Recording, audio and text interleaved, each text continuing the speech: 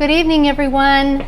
It is September 11th, 2019, and I'm Kaleem Joy. I'm a licensed midwife, a certified professional midwife, and a certified pediatric massage therapist. And this is Natural Childbirth 101, and I'm really glad that you came to join me tonight.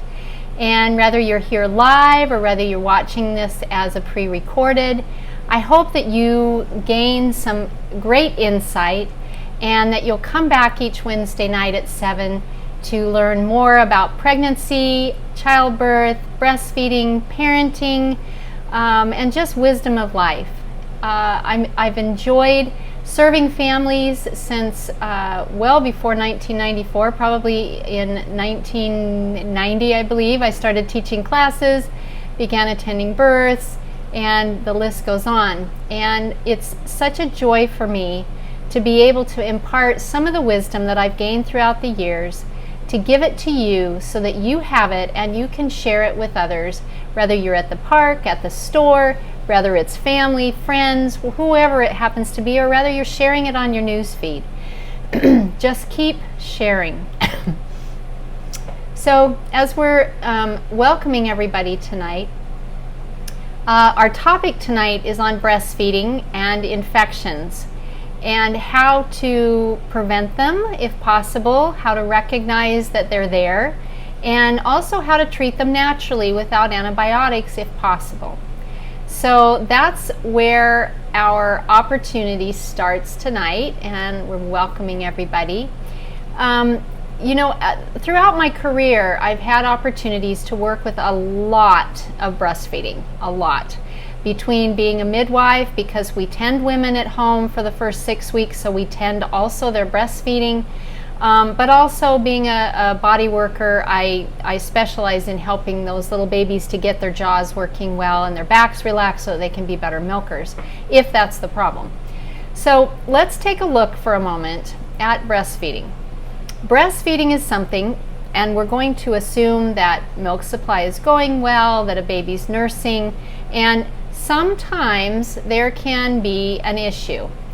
So when we look at prevention of having breastfeeding and an infection with that, let's talk about some of the things that seem to precipitate the possibility of an infection starting, which is more commonly known as mastitis. Sometimes a clogged duct is the beginning of what we consider mastitis. And mastitis is mast being the breast, and itis means the inflammation or an infection going on in them. So what precipitates those types of things?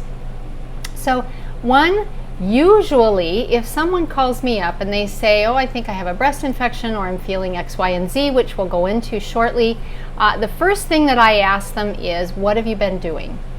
And they will say, oh, we just moved this weekend, or we had lots of company in from out of town, or we just went on vacation and came back, or my friend is needing lots of help, so I've been going over and helping her. Excuse me.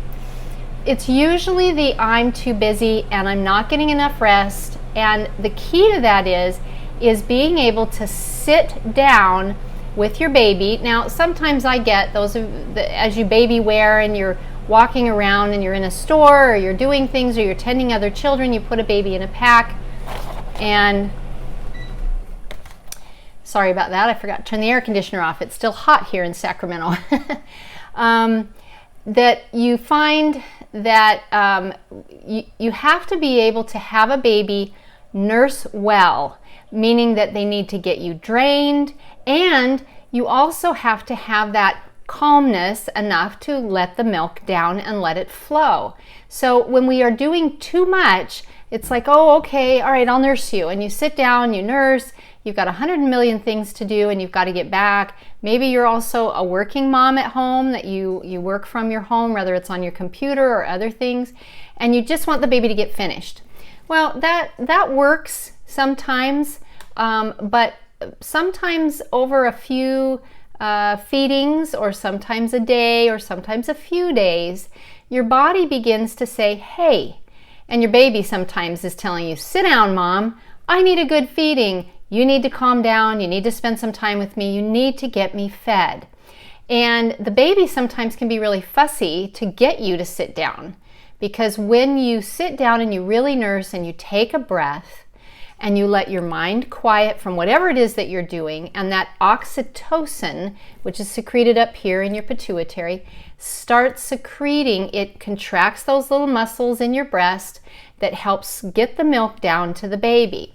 And when you're too busy going, that can be inhibited and you don't get good letdowns, even if you're sitting there for 15 minutes. So you need to take a breath and say to yourself, all right, I know we're moving, or I know we're going on vacation, or I know we're having company in from out of town, but I need to be able to make sure that I sit down and I really feed my baby. Let my baby have my attention, even if I'm sitting and chatting, but that those hormones can work and my breasts are getting emptied and the baby's getting full. So those are some of the prevention ways. Additionally, some of the things that we will see are underwire bras, or bras that are too tight, such as sports bras. And that's why as you get ready to do exercise, you need to make sure that you've emptied well before you put on a sports bra to support those the breasts while you're working out.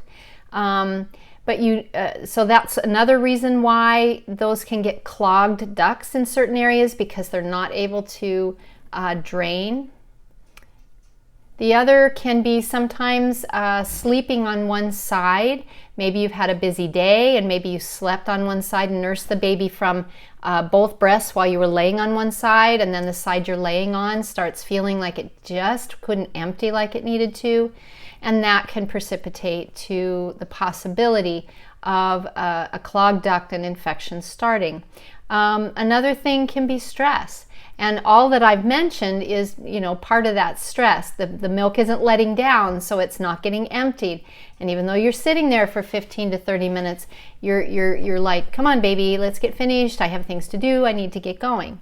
Now, fortunately, when you sit down and that oxytocin goes through you and that prolactin, it makes you kind of relax and take a breath and maybe think that the world is not so busy. So fortunately, those hormones are trying to help you. But, people move. People come in from out of town. We go on vacation, and we just have to be watchful of that. Another thing that can sometimes cause breast infections is a tongue tie. The breast is not getting emptied, especially if you've been working on milk supply and you've been pumping as well. And so your breasts and the baby might be out of sync as to how much they need or want when they're nursing.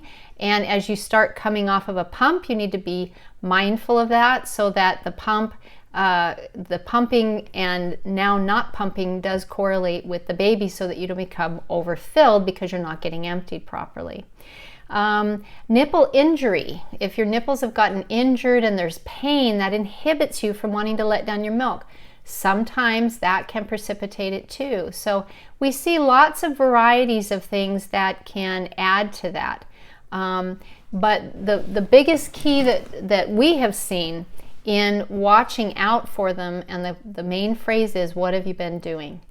And usually a mom can relate to the fact that life has been busy with something that has caused her to not be able to nurse long enough, feel calm enough to be able to empty those breaths. All right, so what are the signs of it? Well, a sore nipple sometimes is one of the first signs that there might be something up.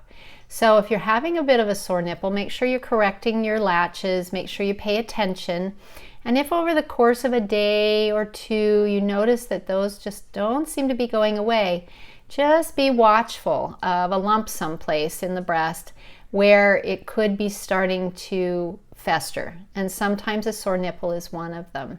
Another is the breast starts feeling achy, feels sore. Maybe it feels a little warm to the touch, or you feel like it's full and it's not really draining like you're used to. That could be that there's already an inflammation and an infection that's starting to brew. The best thing that we've found is that when you can recognize these early, the natural means do a great job for the majority of nursing moms to get that solved without having to go on antibiotics. If you start getting body aches and a fever, like you feel like you have the flu, say to yourself, are my breasts tender? Do I have a hot spot? Do I have a hard spot? Does something feel not right about my breast? Because it will mimic something like the flu. And usually you can go back to that breast and go, oh, it's been kind of talking to me the last day or two. I'll bet this is a breast infection. So sometimes you can get swollen nipples. And those and the redness that can be streaky from it. And that's really like, okay, the breast is really upset. We call it, it's a bit angry about what's going on, right? So what can you do about it? The sooner you can assess it for that's what it is early on, the faster you can get a hold of it before it gets to that achy body aches and fevers and the chills. Because if you're in bed at night some night, or you're just sitting down and all of a sudden you feel like you've got the chills, think to yourself, are my breasts? Start feeling around. Do they feel like they're empty? Is there a hot, warm spot? Does it feel like there's a harder spot?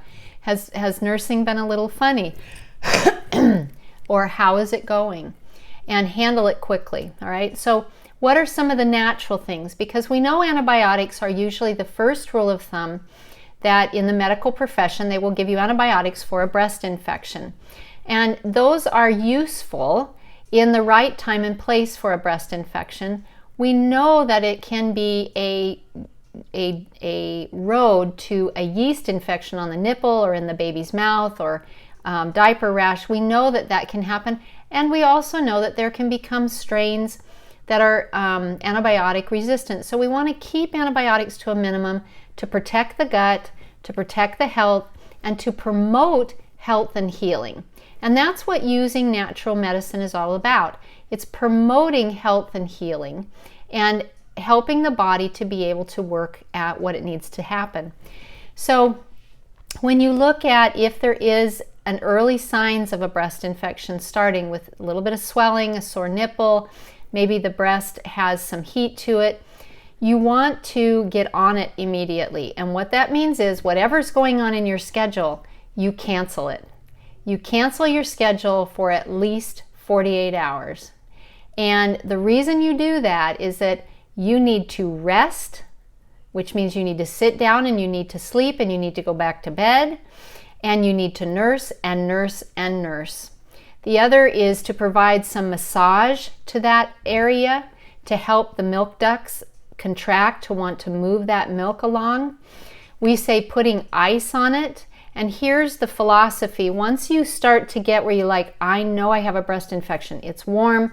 Maybe it's got redness to it. And you're just thinking maybe, excuse me, you're just thinking that maybe you might be starting to get a little chills.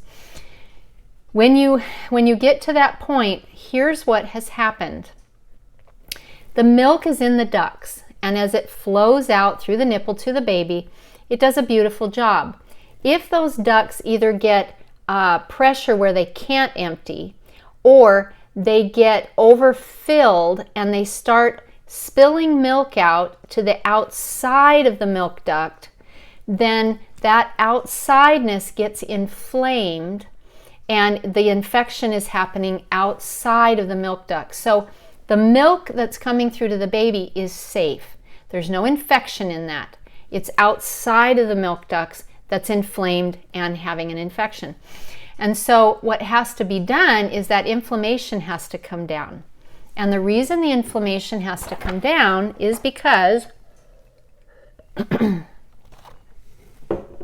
the inflammation is now compressing around the duct, and the milk cannot leave the duct as easily, which then precipitates the problem of the breast has gotten overfilled, it's not able to empty, and now there's enough inflammation that's preventing it also. And anyone that you've ever talked to that has had a really thriving breast infection knows that breast gets quite firm and hard. And it's from all of the tissues in that area getting inflamed and infected. So what we recommend, and this is the one drug that I would recommend in breast infections, is to take ibuprofen. Not Tylenol, ibuprofen. And it's not for pain, although that's a nice side benefit. It's because ibuprofen is an anti-inflammatory. So what it does is it helps to shrink some of that inflammation around those ducts. And then you add to that cool packs, which decreases the inflammation, right? And then warm showers to increase circulation of getting rid of that in the circulatory system and helping the milk to flow. Hand expressing while you're in the shower, nursing the baby in the shower. Sometimes you even have to get a pump out to be able to get that milk to drain. If the baby's not draining it well enough, sometimes that will help also. The key is keep the milk moving.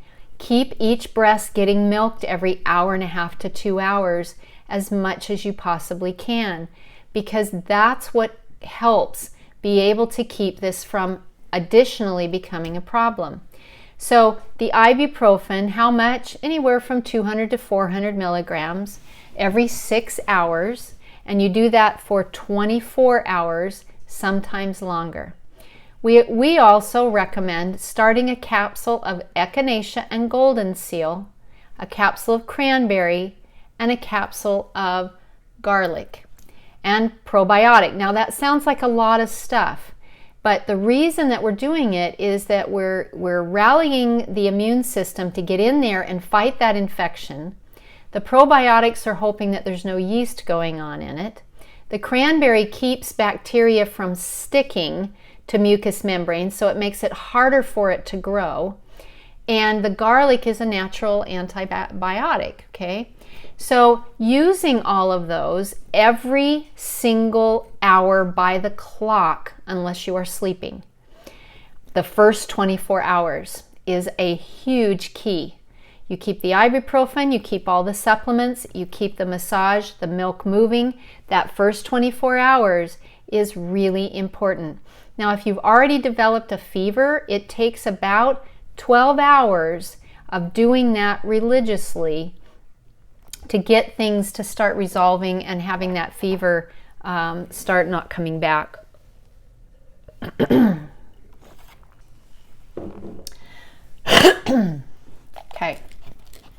I have a question coming in. Does the garlic supplement make milk taste different? Will baby notice? Well, it seems that what we've noticed is that milk tastes different all the time. That's one thing about nursing babies, is they're a lot more willing to have a variety of foods because your milk is always changing in flavor. And from what we understand, babies like the garlic, so it's not something that they oppose to. However, your baby, that may be a different story, but we haven't had babies reject the milk. And what it does is it does help them have a nice, strong immune system at the same time, because a little bit of that helps come through the milk. So there's a benefit on that level too. All right, so we start all of those, and you want to completely turn the schedule off. Now, some of you who have additional children may need somebody to come in and just hang around part of the time so that you can just sit and nurse and be able to take your supplements and rest. If that's not an option, then you become a couch potato and you sit and you supervise, which means that you make sure everybody's safe and fed, and that's it. You don't do any more. No laundry, no dishes, no big cooking, nothing like that, okay? So when you are able to embrace that, we have had very few women who have needed antibiotics, because once they've done this for 24 hours, things start to resolve. But it takes about 3 days, and by the end of the 3rd day, the fever's usually gone or down to maybe 99. The breast is now starting to give the milk. The soreness is subsiding, and things start to feel better and do better. Now, the one thing that you do have to be careful of as you're coming down is not to jump full steam into life again and have the same problem, because the body is trying to help all those tissues outside of the milk ducts to heal. And just like, you know, having a little cough or something like that, there's a little raw place in there that's having to re-heal and regenerate the things that they need in there, and you need to give it time. So, and mine always takes time, which those of you who have been with me every week know that it's been 3 weeks now, right?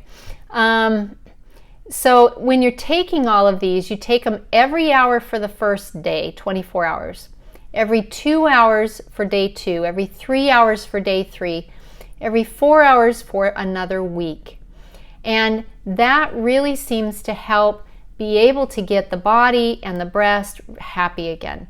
But those breasts start to respond pretty good. Within 24 hours, they start to drain, and you start feeling like that hardness is starting to subside, that when your baby nurses, you notice that the breast feels more empty, even if it's not totally soft yet. Now, one thing that we have noticed, and you do have to be careful of, is that sometimes that inflammation can make that breast sometimes not as eager to make as much milk during that week. And so sometimes the milk has to build back up into it. If you've been pumping, also just wean your pump down so that your breast can recover, and so that if you did start making a bit more for the baby, that the baby and the breast start getting in sync and harmony with each other again. Okay? So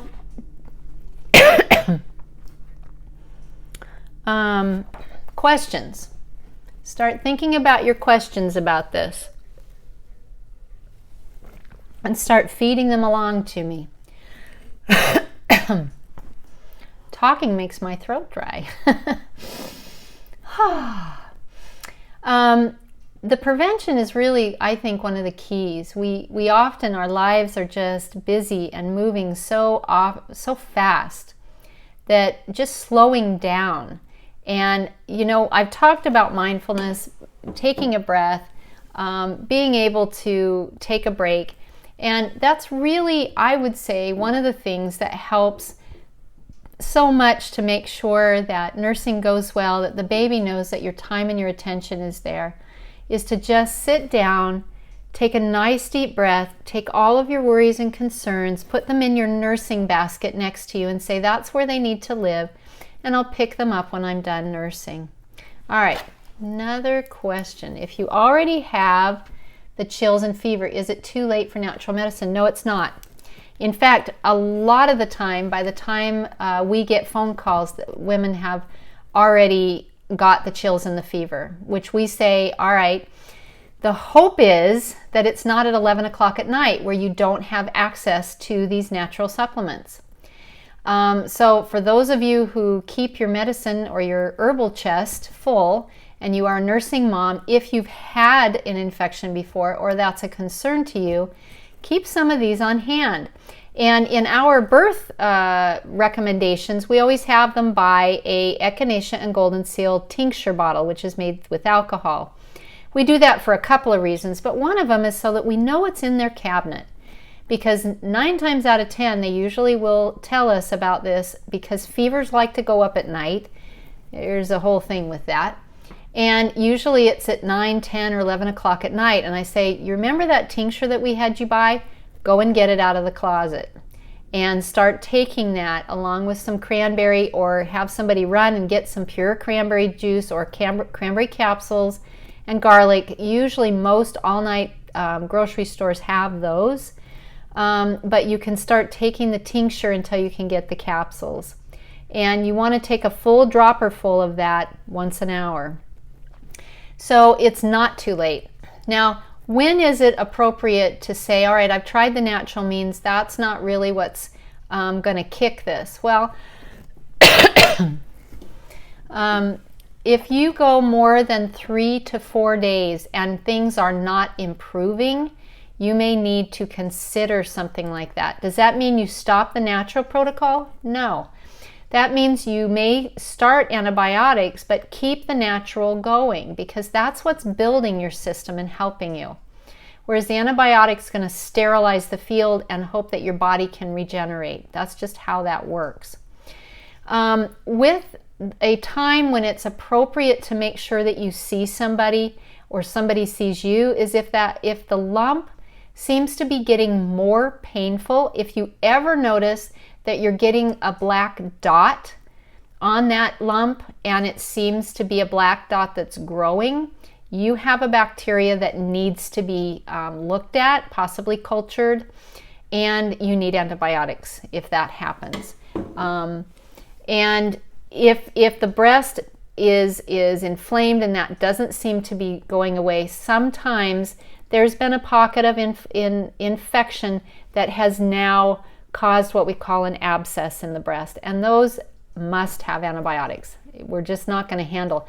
We can support with natural means, with castor oil packs and garlic oil on that area, but antibiotics are going to be the way, because those abscesses can be really a problem if they're not handled properly.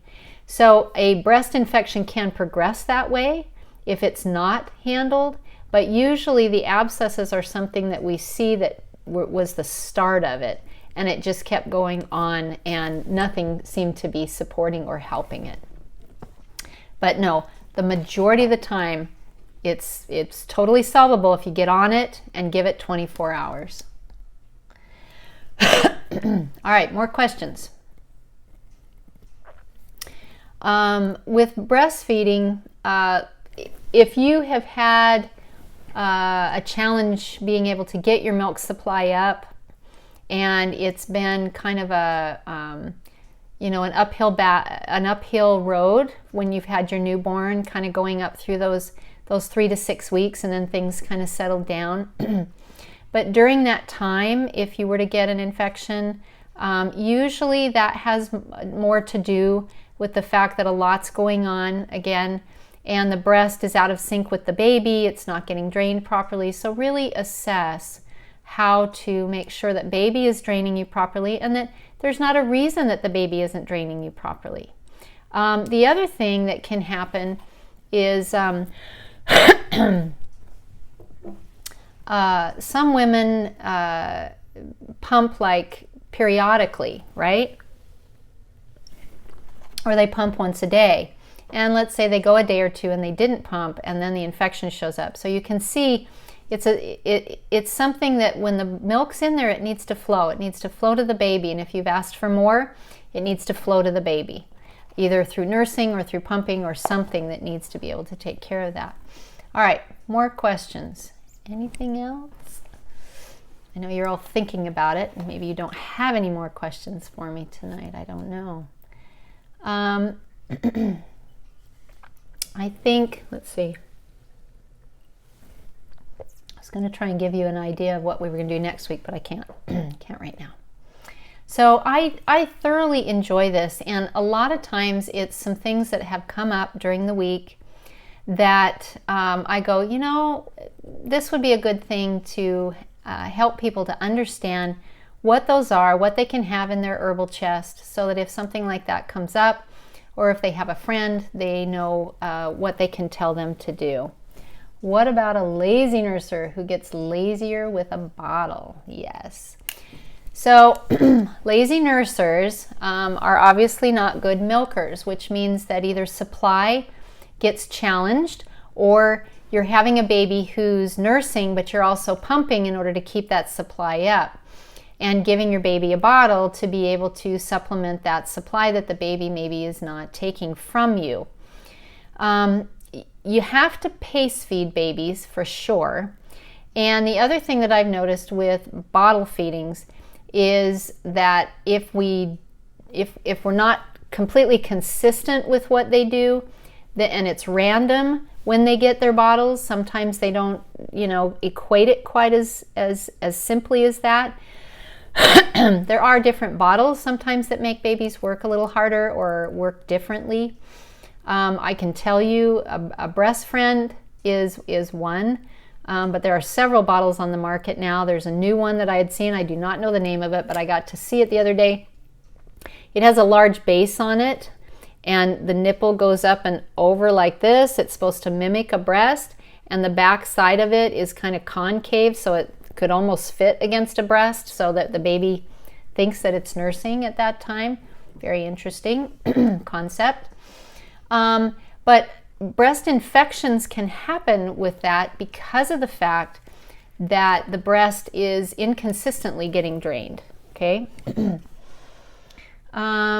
A breast supplementer helped cut out the bottles, but I couldn't recover my supply. We used the Komotomo, which I like. I like the Komotomo. That's one of my favorites.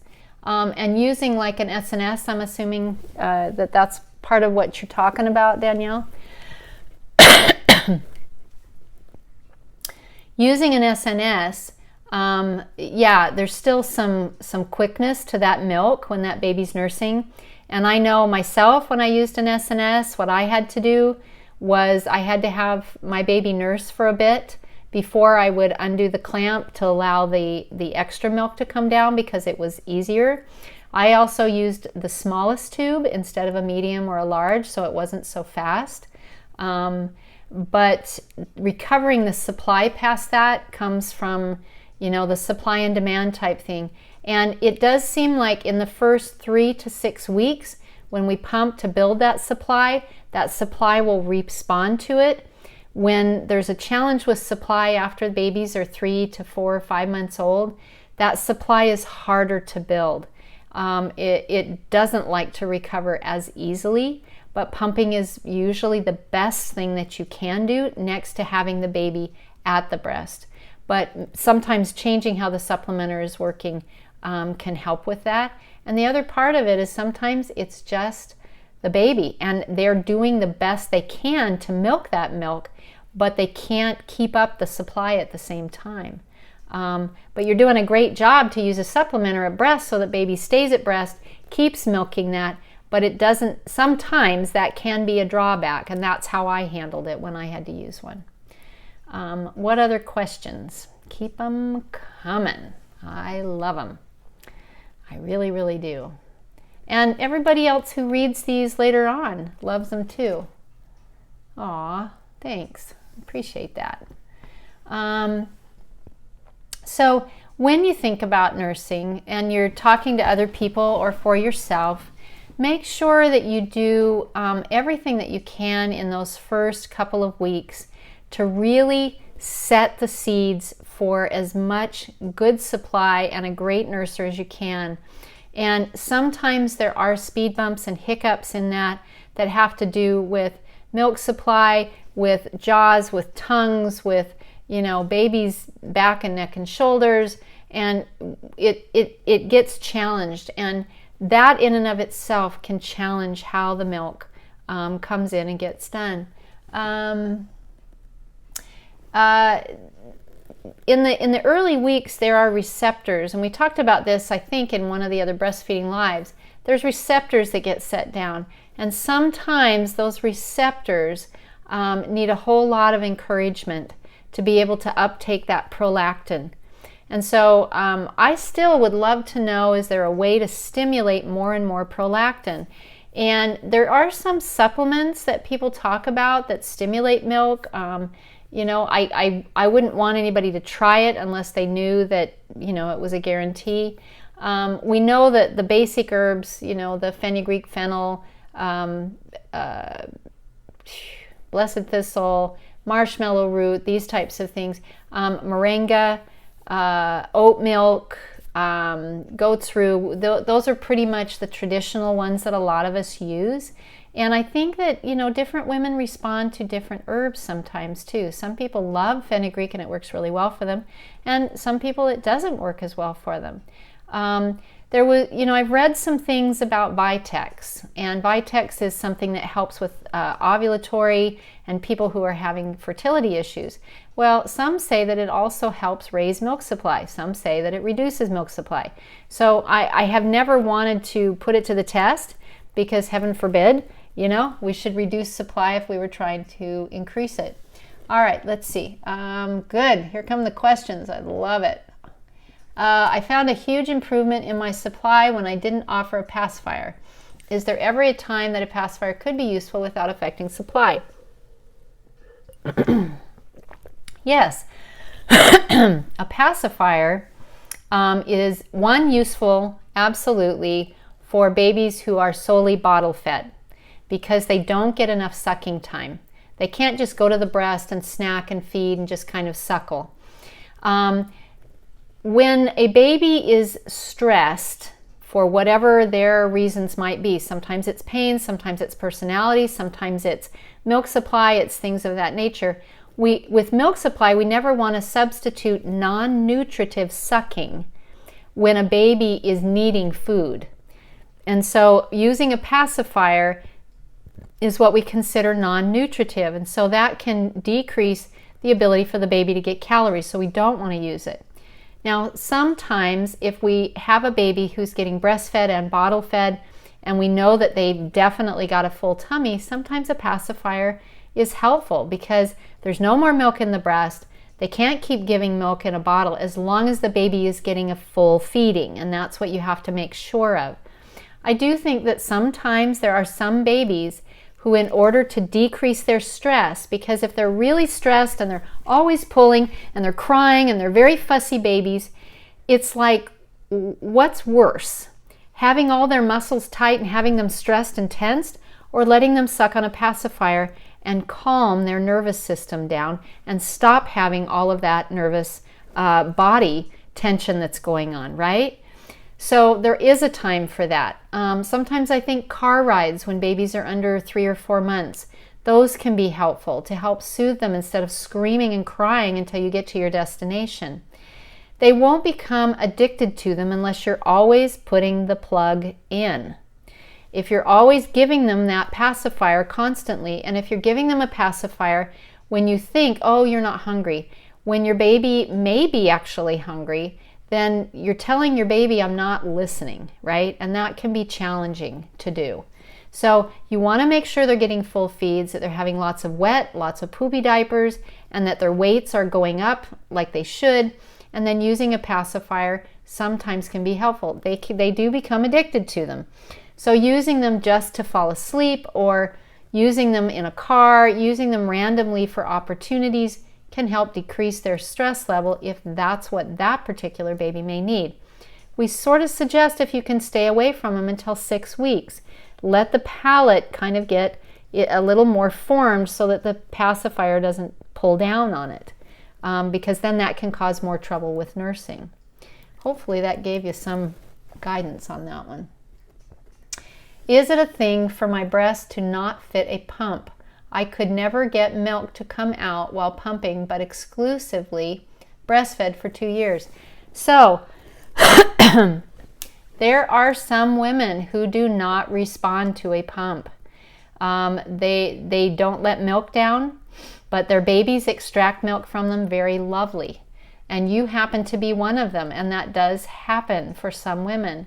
There are all different flanges, and even though you might have had the correct flange, it may be that the flange cannot get into where the milk ducts are, and that your body was not willing to let the milk download, and you need a baby who milks to get your milk to come down instead of just something that's sucking on the breast to do that. So congratulations on nursing a baby for 2 years. I realize you might have wanted to put a pump on to be able to, pump some milk and be able to give to baby. Hand expression sometimes works for women who pumps do not work for. But that may be the thing. And yes, that does happen. How does liquid chlorophyll work to get rid of thrush? I've read in boosts the immune system. Does it also fight yeast? Would it counter the effects of a probiotic for baby if used for several weeks? I love chlorophyll. One of my favorite easy ones is chloroxygen. It comes in a small bottle. You use a couple of drops. It's very green, so be careful of spit up that because it does stain. But how it works is it brings that molecular oxygen to that area, and yeast does not live in oxygenated areas. Now there are certain strains that some of that can be different, but the general yeast that we find with breasts and diaper rashes and whatnot, they thrive on no oxygen. And so when you have a nipple that's underneath a breast pad that gets a little moist, if you have a baby who's in a diaper, yeast likes to live in a dark, moist environment. And so the chlorophyll is like bringing sunshine, if you will, but it helps to create more oxygen and a greater ability for that yeast to not be able to live in that type of environment. It also has a little bit of a different pH, so that inhibits the growth of the yeast as well. No, it will not counter affect any probiotics that you're having, not at all. The probiotics are going to do their job, the chlorophyll is going to do their job, and if anything, they're going to be supportive to each other, as far as I know. Oh, good. I'm glad. Glad it was helpful to understand the pacifier side. All right. Any other questions coming up before we start to close tonight? It's always fun to see all of you. Some of you I know who your names are, others I don't. And so if I know you, I'm so glad you're here. If I don't know you, I hope that you will know that I appreciate you being here and that we get to know each other on Instagram or Facebook. And I'm so grateful for those of you who are doing watch parties so that this gets out to as many people as possible. It makes doing them rewarding for me. It makes me want to come back each week and keep coming and keep sharing and you know, walking along with all of you. So it's good. All right, well, I'm going to close up tonight. I will see you next Wednesday evening, 7 o'clock. And as you all know, usually I put out some little thank you for the hearts and for the love notes. I appreciate that. I usually put out something during the day that lets you know what's coming up that night. So make sure you send to all of your social media, hey, this is the topic that's coming up tonight. I really hope all of you will join us. Oh, we got one more question. Let's file in here. How often should I be pumping when trying to increase my supply? I always get nervous pumping when baby might be hungry soon and need that milk. So that is a challenge when you want to bring up supply and your baby is a good nursing baby, but you would like to bring it up a little more. Power pumping is a great way to kind of take that little boost. And power pumping means that you take an hour once or twice a day and you pump 10 minutes, off 10 minutes, pump 10 minutes, off 10 minutes. And what that does is it sort of cluster feeds the breast. And within a couple of days, that milk supply usually has a little more volume to it. Now, if you're pumping a few times a day to try and increase that supply, it's helpful to nurse the baby and then pump milk off. And if you can, try and save up a little bit of milk so that then when you go to nurse the baby the next time, if you pump and the baby goes, hey, I really wanted that milk, then you can either give the baby by cup, by spoon, by bottle, by syringe, give the baby that milk. And that pumping sometimes adds that 10 or 20 extra minutes of not just extracting the milk, because we know that milk is made by stimulation and by milk extraction. And you have to have both. But if the milk does not leave the breast because the baby's not requesting it enough, and you want more stimulation, and that it will then increase the supply, which often the baby then starts to take that supply, so you don't have as much coming from the pump, and that leaving of the breast tells the body to make more. So you're solving that problem, but sometimes you have to have a little extra to just give it to the baby if for some reason you pumped and the baby still wants milk. If you're only pumping from time to time to just increase that supply, if you're a mom that's having to pump more regularly and you're trying to figure out this jogging thing, it helps to be able to feed a baby well, have something to give the baby so that the baby is settled, and then go through pumping, and then everybody rests. But it's important that it not take longer than about an hour to be able to accomplish that, otherwise you're exhausted. And so is your baby. Thank you. She is 4 months and spits up a lot. She is hungry often because of it, and I feel like my supply doesn't keep up. This is helpful. So the spitting up, you know, sometimes spit up is because there's something going on. Sometimes it's dairy, sometimes it's wheat, sometimes it's something that you're eating. Sometimes it's a baby's sphincter muscle that's a little underdeveloped. And sometimes it's a full baby and they spit up and you're like, but I made that milk for you. I need you to keep that. If you're able to check baby's weights and baby is coming up on weights, it may be that there's another reason why the baby is spitting up and maybe a little bit fussy from needing to be fed. But if you already know all of this and you're just trying to raise your supply because you know that's what you need to do, feed the baby, and the best time to pump some off is usually in the morning, right? Because you wake up and your baby takes a lot of good feed and then takes a feed and there's a little extra milk in those morning hours. It's not as easy to get extra milk as the day goes on, and so you want to be able to have that little catch up. Sometimes you can nurse a baby really well on one side and then on the other side, and then put the baby on the other side and put the pump on the first side and take off whatever that excess milk is. And that way, that only one breast has been milked at each time. And that may help you to feel like at least I still have one breast, and if I need that milk, I can give it to the baby. But it is a little bit of a jogging thing to be able to do, especially if you feel like your baby's not quite full. Sometimes you have to have a little extra to get them over that hump, to let you get over the hump. And remember, when you're trying to raise milk supply, 3 days. It takes 1 day for the engine to be told you're trying, the second day for the engine to be able to begin producing, and the third day is where your breasts or your engine really starts realizing it needs to make more. So I always tell moms it takes 3 days to get it started and 3 days to get it moving. So when you think of it in that time frame, you don't feel like it's only 1 day. Now, some of you who make a lot of milk and maybe your baby's in a growth spurt and you thought, oh, I'll pump a couple times and see if I can just kick it up a little notch. That happens pretty quick, within 24 to 48 hours. But think of the 3-day rule when you're trying to build milk, okay? All right, I'm going to close for now. I want to thank you all for being here tonight. You're just absolutely a delight to talk with and enjoy. If anybody joined us late, I hope you'll go back and re-watch this.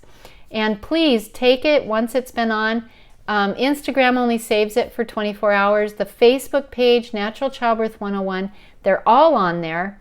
I'm trying to upload all of them to Natural Childbirth 101 to YouTube as well. So if you find, oh gosh, I remember this. I remember Kaleem talking about breast infections. I'm going to tell my friend to go watch this. It's always here. It's here for you, okay? So I have everybody have a great week. We're getting into fall. It's a beautiful time of year. The trees will be changing soon. And it's just, our hot weather starts to calm and we start to do better.